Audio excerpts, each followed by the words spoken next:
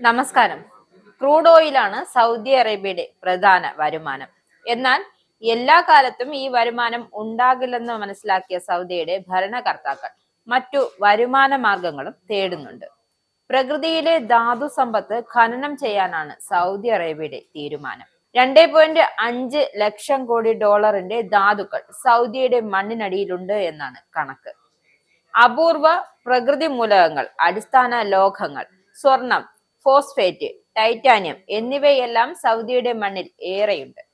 കരുത്തേറിയതും ഭാരം കുറഞ്ഞതുമായ ടൈറ്റാനിയം വ്യോമയാന രംഗത്ത് ഉപയോഗിക്കാൻ സാധിക്കുന്നതാണ്.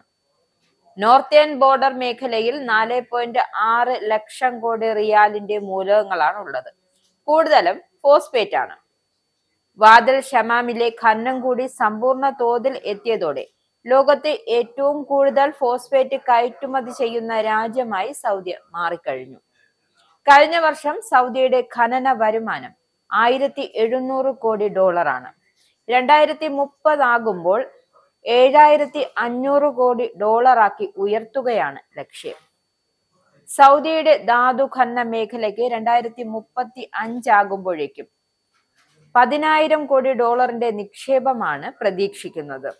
സ്വർണം, ചെമ്പ്, ഫോസ്ഫേറ്റ്, അപൂർവ പ്രകൃതി മൂലകങ്ങൾ, ലിഥിയം എന്നിവ വൻതോതിൽ സൗദിയിലുണ്ട്. അഫ്ഗാനിസ്ഥാൻ ഉൾപ്പെടെയുള്ള പല രാജ്യങ്ങളിലും ലിഥിയം ഉണ്ടെങ്കിലും ഖനനവും വേർതിരിച്ചെടുക്കലും പ്രയാസമാണ്.